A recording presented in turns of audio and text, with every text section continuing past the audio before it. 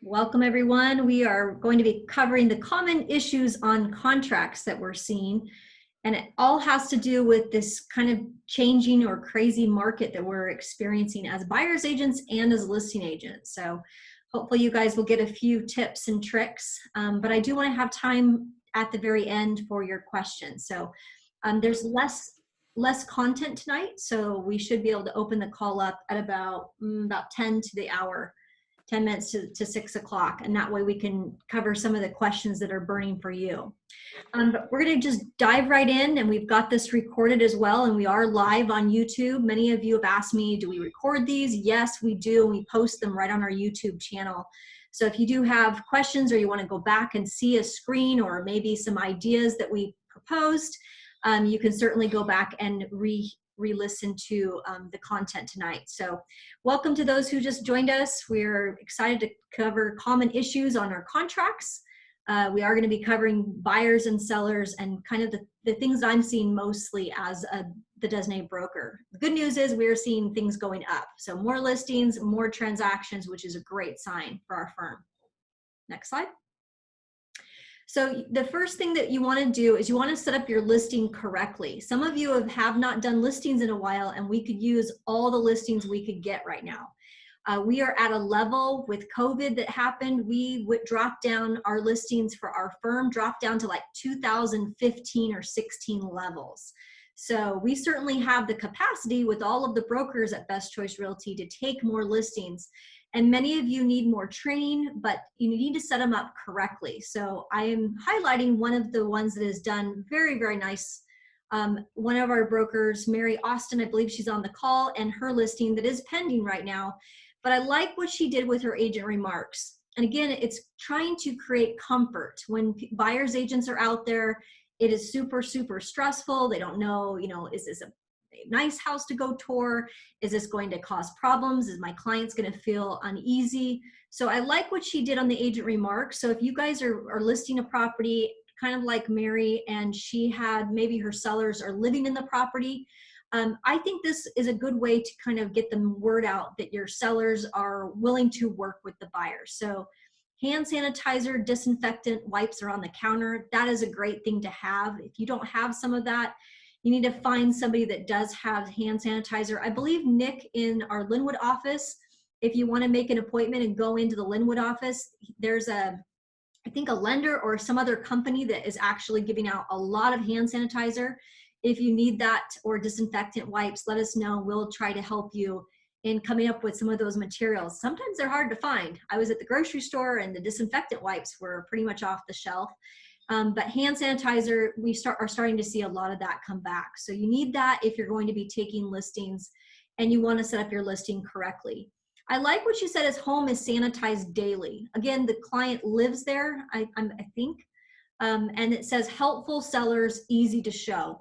I think that's important to put because if it's not easy to show, buyer's agents feel kind of stressed, have anxiety, don't know if they, how it's going to be received. I actually toured a property a few weeks ago and it was like Fort Knox. It was like way too much going on. And so having a seller or having a listing agent saying helpful sellers, easy to show, gives me a bit more comfort knowing, we've got protection, but yet we are also easing into this and doing it the right way.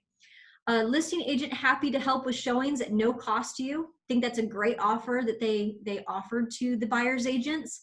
Some of these buyer's agents are, they have compromised health. They are kind of going through some of their own challenges. And so knowing that the listing agent is happy to help with showings, if you can offer that to the buyer's agents, I think that's a great way to win friends and not create enemies. And then I like that they're did a complete home warranty.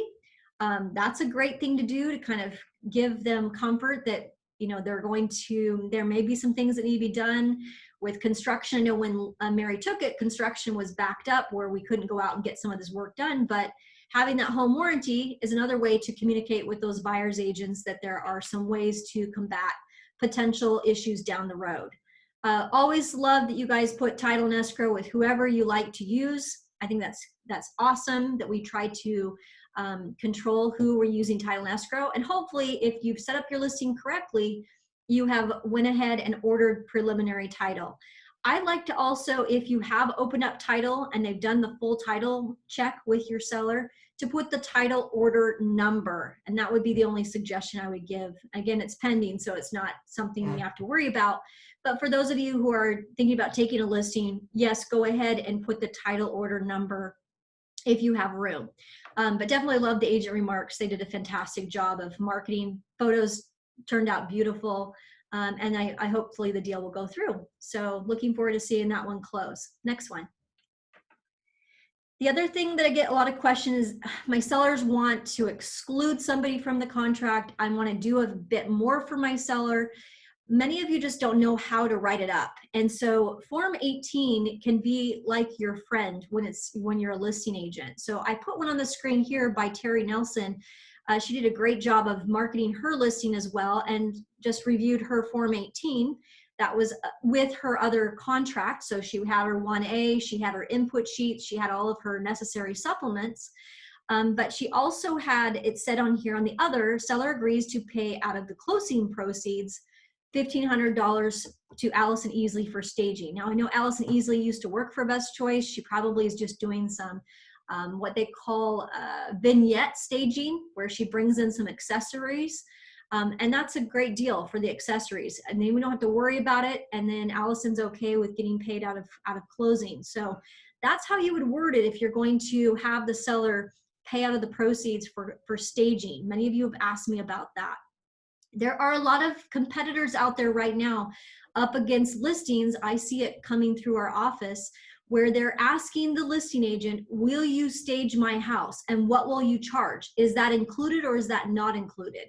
So I don't know how Terry negotiated this. I'd have to go back and look at her paperwork. But my guess is that she was asked that question as well. So you got to be prepared to answer that question, or to have your stagers on standby, or you know how you're going to be able to handle that objection, because some of our competitors may or may not include that when they go out to do the listing appointment. As far as I'm concerned, a staging consultation should be included. You should have the know-how to be able to walk through the home with the seller and be able to tell them what to take down, what to eliminate, what to box up, what to bring in. Maybe you bring in some plants, some staging type of materials, some nice fresh towels. That kind of thing really goes a long way, even if the home needs some work or it's not quite in pristine condition. Fresh towels, fresh bedding, fresh plants, that kind of thing goes a long way. And it might cost you a little bit to gather that stuff, or you pay for a vignette stager to come in and help you with that. But that's about what you can expect with vignette staging. And again, if you want to not spend $1,500, maybe you want to do your own, but then you have to store it. Then you have to make sure it's in clean condition. You have to go and pick it up. So there's a cost of doing business for that staging material. If for some reason the house does not sell, the seller agrees to pay the stager directly. Again, she wrote that into her Form 18. Any type of thing you want to do above and beyond, where you want to be held accountable, or you want to show the seller that you're a strong negotiator, that's what I see in Form 18. So Form 18 is an addendum, much like a Form 34 is for a purchase and sale agreement. A Form 18 is like a Form 34, where you could modify the pricing, you could add some videography. Virtual staging, great idea. No physical staging as well is fabulous. We are seeing a lot more of that. And again, there are companies that do it. They include it in their photography right now, or you can go after you get some nice stills and upload them to a lower cost option and get some virtual staging done. But all of that can be done very, very well. Yep, Kathy, that's great. So let's go with the next slide, Shannon. I'm seeing a lot of you not doing this, and it needs to be done better. If you are involving another broker, you need to be using the multiple broker agency disclosure, which is 42A. So this goes for even if you're representing a buyer and you're wanting to maybe communicate more with your transaction coordinator, or your assistant is going to be doing the showings, where maybe you're handling the paperwork, but you have somebody else that's going to be on the deal. You want to use the 42A and get the agreement by the parties that this is okay to have. Shannon's got her name on here, and then we would put the additional selling broker. If we did 2 selling brokers, that's what you would use for 42A. So you would get equal credit for the sale, and it protects the client's interest. So it's kind of like, it's nice to have that 42A on file. Next slide. Okay, so a lot of people have been asking me, how do you do a counteroffer? Counteroffers are huge right now. We are seeing, when you list a property, we are seeing less of going on the market, like say Wednesday, Thursday, because of COVID and more people are staying home. They are actually touring homes virtually more on a daily basis rather than say on the weekend. So the strategy of like list on a Wednesday or Thursday and then review offers on Monday or Tuesday, we're getting offers pretty much, you know, every day that are coming in. So it's not like one day is better than the other. So if you guys are kind of trying to figure out, or your sellers are asking you, when should we put my house on the market? I'd say when you're ready, when the home is staged, when it's photographed well, when the crap is out of the way and it's in the garage, when the property is ready for showings, either virtually or in person, that is when you want to go live. And then price it right and market it right, and you should get offers on your place. So then once you get offers, you're like, okay, well, do I accept them? If I get multiple offers, we'll talk about that in a minute. But the Form 36, I think, is a cleaner way of communicating when you are countering. So if you are a listing agent and you have not used a Form 36 in a while, this is an example of a Form 36 where you have the seller initial all of the pages. You're not crossing things off throughout the contract. Instead, what you're doing is being very specific about what it is changed or what will be changed with the Form 36. As you notice, there were a lot of terms that we changed. We did not change the price. We went back and we had Form 21, the multiple brokers on there, the 22A, cutting the timelines down. 22A, Term 2A. You can use the same language that I have here. It is very, very good because it references either the line or the term or the number of the form that was manipulated or changed. We don't have to go through and cross things off. In addition to this, all we have to do is make sure when we provide the counteroffer, we use the Form 36, and on page 1 of the purchase and sale agreement, whatever purchase and sale agreement you're getting, it could be land, it could be condo, could be multiple anything that you are working on, basically any PSA would need to say pursuant to Form 36 right above the signature line. You don't need to have anybody initial that. It's part of the contract. It's a counteroffer, and that's the legal way to do a counteroffer using the counteroffer form. Now, once the buyer signs off on the Form 36 on the bottom, which is not shown here on our PowerPoint slide, then that would be mutual. It's very easy for a brokerage and a firm and an agent, a buyer's agent, even a newer broker, to identify when it's mutually accepted. So if you sit there and cross a lot of things off, what happens if the page doesn't get scanned correctly, or if the page maybe we forgot an initial or two? It clearly establishes mutual acceptance when you use a Form 36. So the way I want you guys to be trained to do it is use the Form 36. If you're a listing agent, use it more than you have in the past. And then just make sure you write right when they signature, you type in pursuant to Form 36 right above the signature line. And that is an easy way for you to counter. And it also is an easy way, let's say I was a buyer's agent and I said, you know what? I don't want to do all of this stuff. I would recreate my Form 36 instead of signing their 36 and send them another counteroffer. So you can go back and forth with Form 36 until you come to a mutual agreement. It's a better way of negotiating as well. So let's go to the next slide. I had a few questions I think that came in too, Shannon, so stop me if I miss something. The other thing with negotiation is we can send a counteroffer. Let's say we had a pretty good offer that came in tonight, and we're still having a lot of showings, but the seller's like, you know what, Rochelle, I'm fine with it. If we cut the timelines down, I'm getting what I want with my price. Let's go ahead and counteroffer and see if they're serious about cutting those timelines down. But let's say I get another offer that comes in before I get mutual acceptance. I could have a withdrawal prepared so that I could quickly send it to the buyer's agent, the one I just showed you on the screen, and withdraw my counteroffer and go with another offer. All I have to do is make sure that I send the 36A withdrawal to the buyer's agent as well as the buyer's agent's firm in order for it to be legitimate. If I have proof of delivery, then that deal is dead. But if they send me, it's kind of like a battle of the time at that point. If they send me the Form 36, go back a slide, Shannon.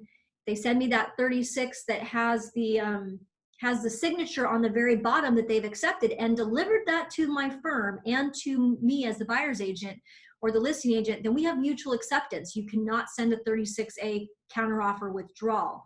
We have a lot of people that are sending the withdrawal and it's like, we're already mutual.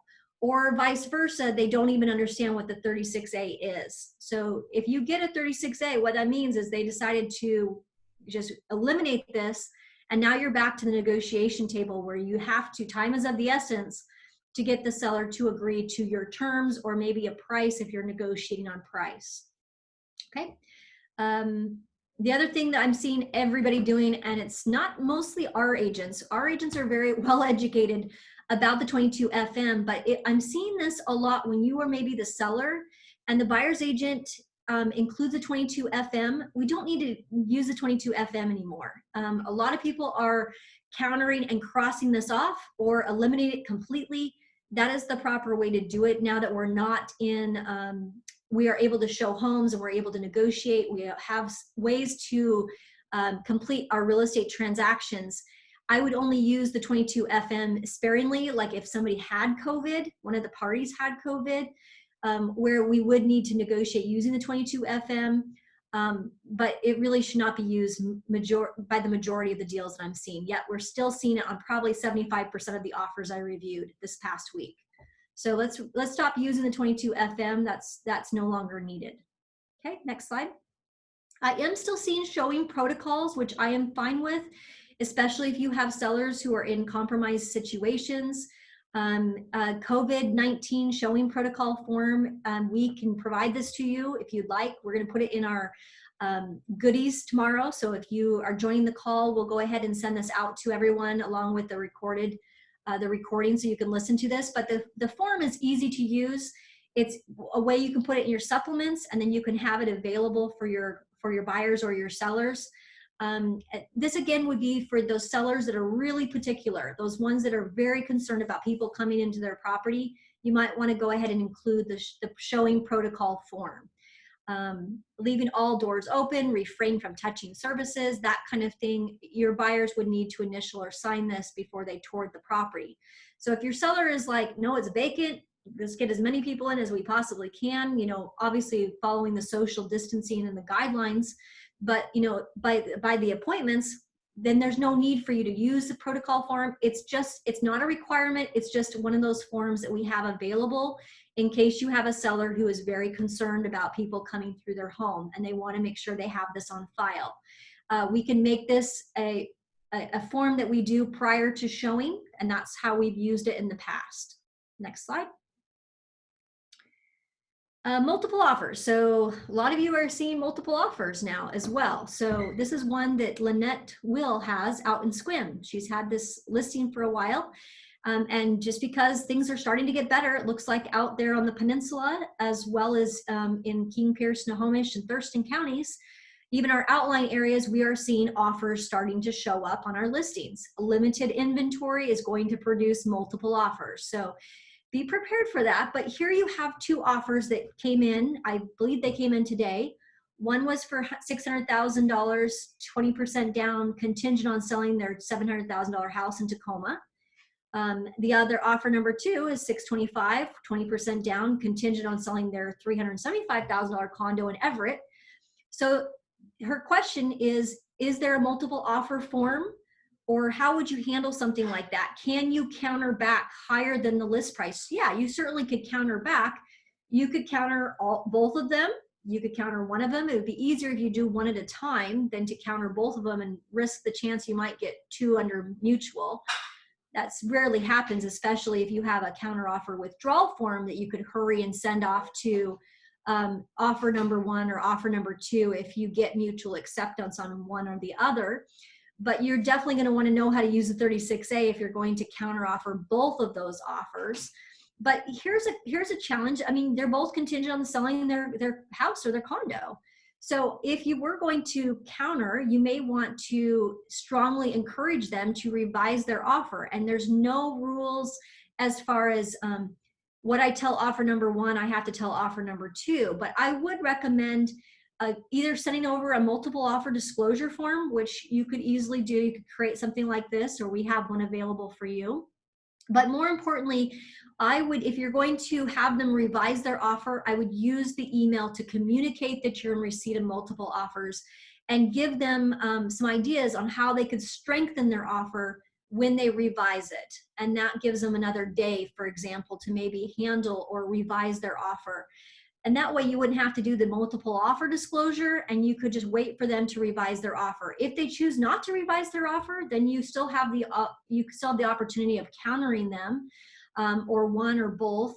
But you do have the right to go ahead and send them an email. And I would just communicate with both of them that you're in receipt of multiple offers and that you would like them to revise their offer and send any adjustments by a certain timeline. And that will help in driving the price, and it also helps you in making sure you've given them the disclosures. Yeah, and it's busy right now. So I would say you'd think, I just put this listing up. Oh my gosh. Yeah, there's low inventory in many areas. So you do need to have these tools available for the chance that you get multiple offers. We have them already in Squim. That's good. That's a very good sign.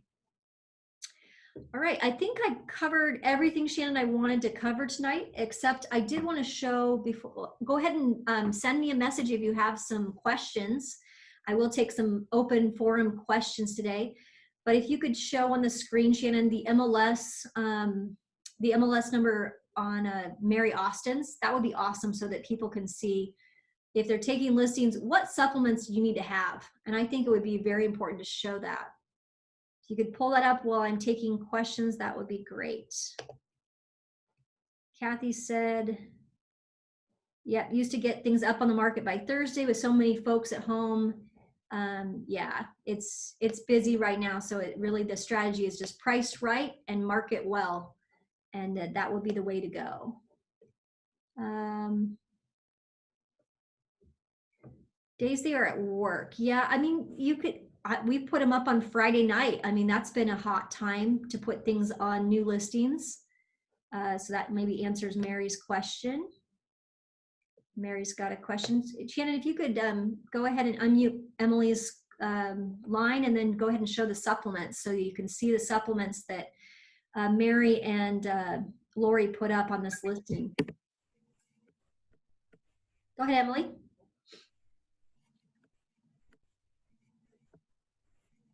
Yeah, I was just talking about whether or not I can date forms for people, because like I have had clients sign the 36A. Yes. And then, but you don't need it until you need it. So is it okay to date it for that? Okay. So you could, in fact, when you're meeting with the listing, you know, about your strategy, you can certainly have them sign the 36A and it can be dated. You don't want to backdate or mess around with your dates. Just date it for the date maybe you did the listing appointment, or the date that you took the listing, or the date that you, you know, right when you got the offers. It really just make sure you don't go back and mess with your dates, but you can date things on the 36A for whatever date the seller actually signed it, and have it ready in your file in case you need to use it. Good question.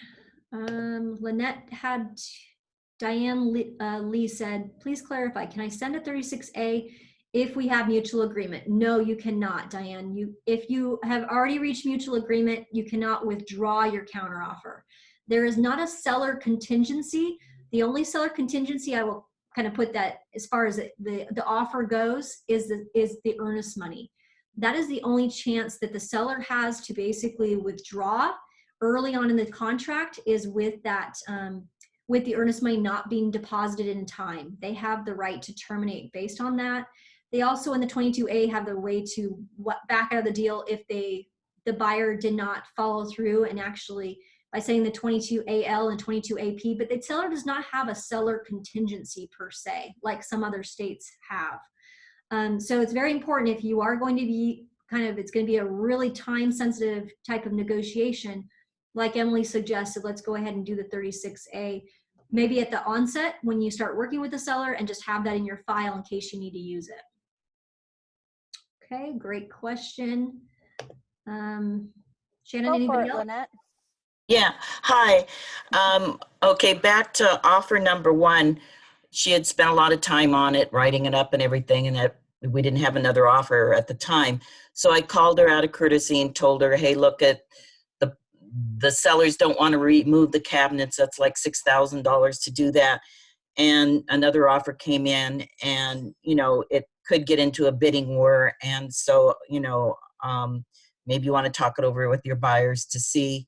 We Okay. would definitely counter out doing the cabinet. So she said okay. And so then she texted me back and she said, quick question, if we come back with a strong offer this evening, are you going to give the same option to the other agent, or can we try to beat it once and for all?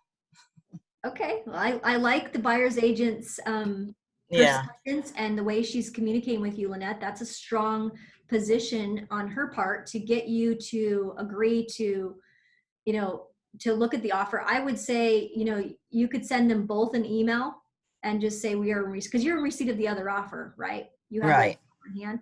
I would send the email to both of them and just say we're in receipt of multiple offers, but you could still accept the other offer. I mean, if she wants to revise it by a certain time, it's up to you. I know you're the seller on this one, and you are. Yeah, it kind of makes it difficult Yeah. because obviously I'd like to, get as much money for the property as possible. And But both of them are contingent, Lynette. So you also yeah, need to consider how likely is that buyer going to be able to sell the condo, or how likely is that other seller going to be able to sell their home at that price point in Tacoma. yeah, So and that's that actually more important than actually the counter offer process. So if you can get more information about that address, or if she can provide you with more information about the contingency, that will help you in making up your mind, I think, hmm on well, which it's one. probably easier to sell a $375,000 condo than it is a $700,000 house. But the Possibly. condo's in Everett, the house is in Tacoma. So, I mean, I already have all the information on the house, and the listing agent provided that. She hasn't listed it yet, but Let's see. I'm gonna just say I'm gonna launch a poll real quick. I'm gonna try it. Do you like lunch? So I'm gonna say if you like the condo, say yes. If you don't think that she should go with the condo, say no. Let's see if we can launch it. see see if we can get some more feedback for you. Well, see, it's gonna be interesting. Condo, house. Let's see what the verdict says. I was playing with the zooming, just like Mary is playing with her backgrounds, is playing with the polling. and neither one of them are listed yet because neither one of them expected to find a house so Sure. soon. So Yeah, that looks like condo is taking the win right now. yeah, And I don't know, Lynette, it's a tough call. It comes down to pricing. Condos yeah, are challenging too. We are seeing that there's a luxury condo that I have on one of my properties that's also very, very nicely built, and they're having trouble selling the condo because of the complex and because of financing. So we are running hmm into some difficulties. So I would just make sure that whatever you choose, that you've done your due diligence and looking at what they're pricing at around 700. Look at the comparables and almost do their work for them before you make a decision on which one you're going to go with. okay. Okay, but that's So you got I kind of think I should really respond with the sellers are not making a decision till tomorrow as tomorrow. far as Yeah, I think that's smart. I don't think you're going to lose them because they both have to sell their home. So yeah. both offers are in the same position, but you need a stronger offer or stronger position before you accept. Great. Anybody else have questions? Could she go visit the proposed listing, Mary? That's a great idea. If it's on the market, most people are not willing to put it on the market until they get the deal of where they're going to move to. So, but if it was listed, Mary says you maybe go visit it. You could, Lynette, if you wanted to, or have them do a virtual tour of hmm their property. That would be good. At a minimum, I would cut down their time so it's not as long. 45 days is a long time on the 22B. I'd cut that down probably to 20 days. Okay. Diane Lee says, in this market, do you suggest seller reviewing offers upon receipt or provide a review date? Depends on where you're at, Diane. I've seen review dates in King County and I've seen Pierce County. They hate them.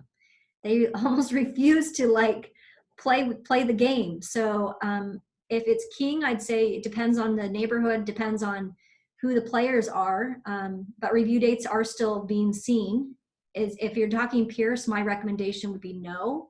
And in other areas, outlying areas, it's not as common to see that offer review date. Yeah, medium price point in Proctor is 700. Thanks, Ben, for that. That helps Lynette. So understand that that's a medium price point at 700,000. So that house, you might actually consider the house rather than the condo. Okay. Thanks, Ben, for sharing that info. Appreciate that. He's really tightly knit with the market stats in Tacoma. Thank you. Great help. Thanks, you guys. Any other questions that we have? We're right at 6 o'clock. Oh, another question came in from my text. Do I need to use 22A for cash buyers? The answer is no. And I would recommend, if asking your cash buyer, do they want to do an appraisal on the place and make an appraisal contingency? If you're using a cash buyer, what you would use is a 22EF, not a 22A. Any other questions? Shannon? Burning questions. Go ahead and type your note if you have another one. We could probably take another question. Time. Manufactured homes are challenging too. If you guys are dealing with manufactured homes, you need to figure out, first, is it on its own land or is it leased? You got to make sure you have the right forms, and you are going to have some challenges in finding a lender who will lend on manufactured homes. So if you need some recommendations, we have some recommendations for that. Some of you just need to, we probably need to do a little bit of a class on manufactured homes, and maybe record that so that we have that. Great idea. Anything else? Well, this is good. We are off to a great start this week with many transactions I woke up to this morning, so it's a good time. Do I need to disclose that a house is remodeled on a Form 17? Yes.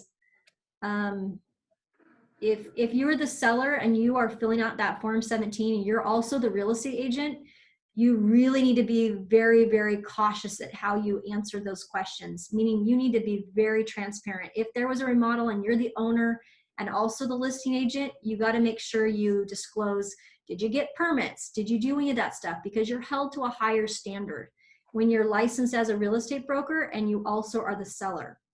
So my recommendation, even if you have an attorney, I mean, that's how serious it would be.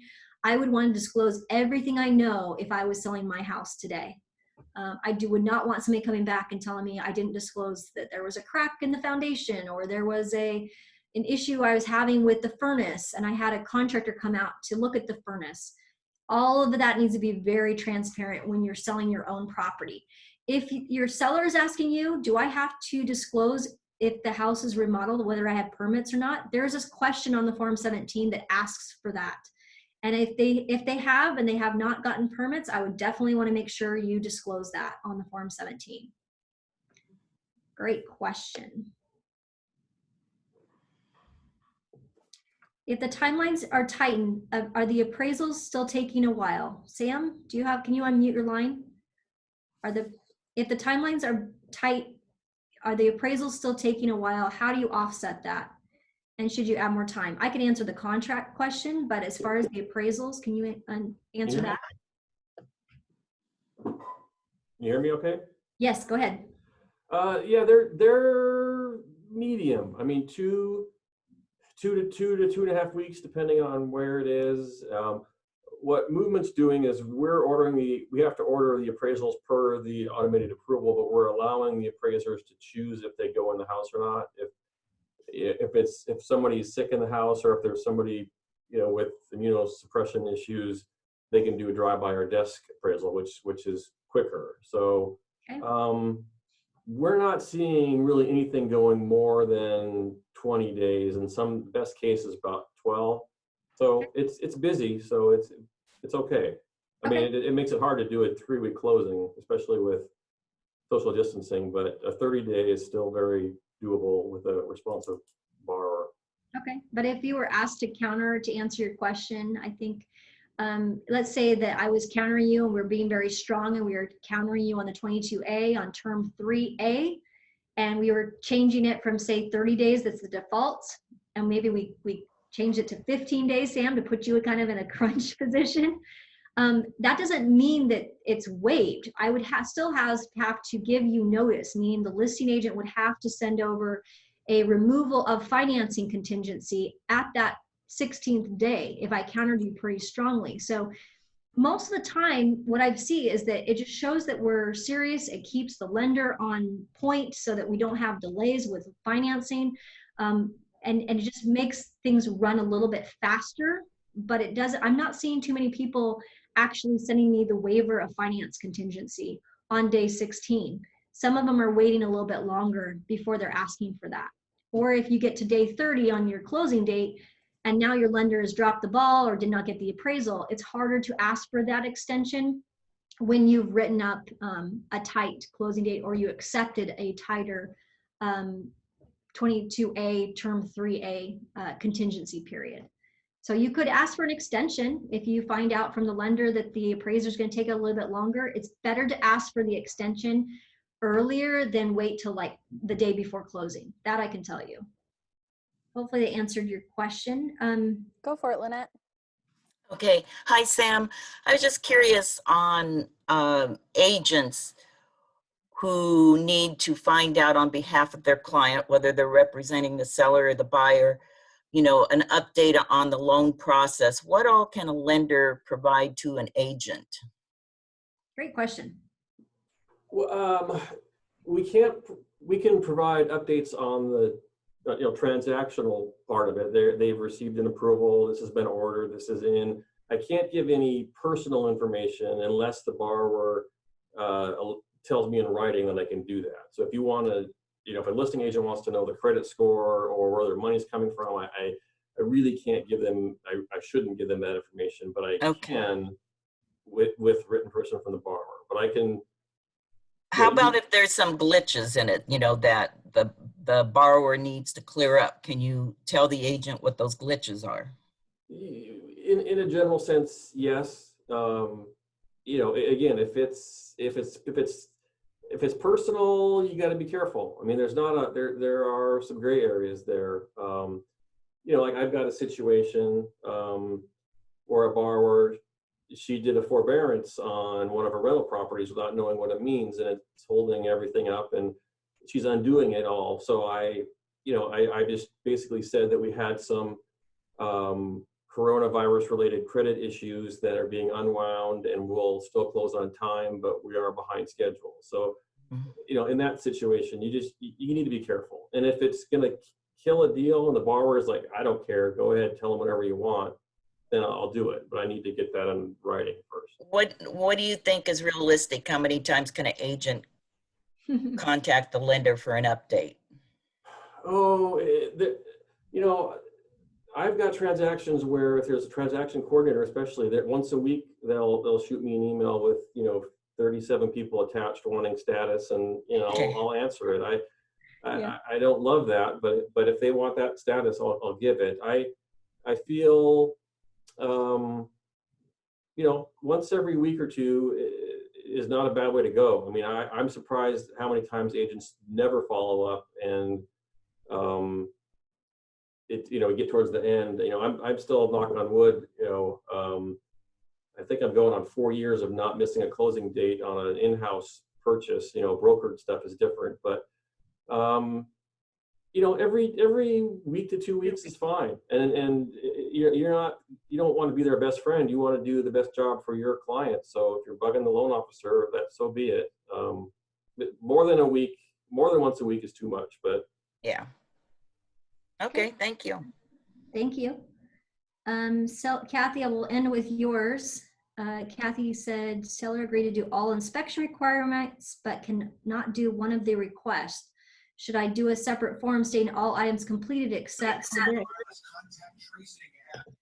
Yeah, Kathy, you've got to, if you're going back, I mean, if you have an issue on a 35R basically, where the seller agreed to do all the requirements, but now is not doing all the requirements, then we need to get an agreement by both parties that that is going to be okay before we close escrow. All righty, thank you for that. Yep, you bet. As long as both parties agree, then you could proceed to closing, but you know, the seller's kind of swimming upstream on that one. Yeah, well, there's no way we can get the PSI above 40, period. So that they tried. We've done what we can do, but that's it. So Okay. I'm not And gonna, just write it up on a Form 34 and get buyer and seller to agree to that. excellent. Thank you so much. All right, well, we'll wrap it up. Sam's got a great session tomorrow scheduled, so you guys can jump on at noon if you'd like. Same webinar link and code. Looking forward to hearing the planning that we're going to start working on with these brokers. And if you guys have any questions in the meantime, shoot us a call, shoot us a text, email. Shannon's going to go ahead and send out the recording tomorrow with the additional handouts that might be helpful for many of you. But have a great week. And again, we'll talk to you tomorrow.